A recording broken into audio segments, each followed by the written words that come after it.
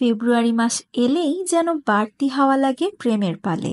এ মাসের দ্বিতীয় সপ্তাহের শেষ দিন অর্থাৎ শুক্রবার 14ই ফেব্রুয়ারি বিশ্ব মাতবে প্রেমে। ভালোবাসা দিবস ছাড়াও এই মাসে প্রেমিক প্রেমিকাদের জন্য রয়েছে আরও কিছু দিবস। আর এই 7 ফেব্রুয়ারি থেকে 14ই ফেব্রুয়ারি পর্যন্ত তো উদযাপিত হচ্ছে ভ্যালেন্টাইন উইক বা ভালোবাসার সপ্তাহ। বিশ্ব ভালোবাসা দিবস উদযাপনের বড় অংশ জুড়ে আছে উপহার বিনিময়। কিন্তু আপনি জানেন কি, প্রিয় মানুষটিকে দেয়া উপহার থেকে আপনাদের সম্পর্ক আসলে কোথায় দাঁড়িয়ে আছে তা অনেকটাই বোঝা যায়। এক এক উপহার বহন করে সম্পর্কের এক এক পর্যায়ে এক এক অধ্যায়। চলুন জেনে নেওয়া যাক কোন উপহারের কোন অর্থ।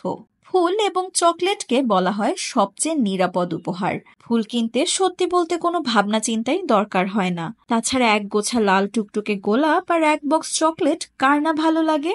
একসঙ্গে এই উপহার দুটি ভীষণ স্পেশাল। এর কিন্তু আছে অন্যরকম অর্থ।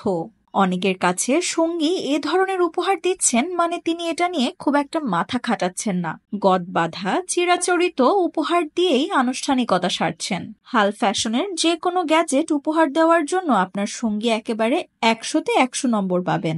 এ ধরনের উপহার এটাই ইঙ্গিত দেয় আপনার সঙ্গী প্র্যাকটিক্যাল, আপনার প্রয়োজনের কথাটাও তার মাথায় থাকে সারাক্ষণ। ঘনিষ্ঠতার অন্য মাত্রা এনে দেয় পারফিউমের মতো উপহার।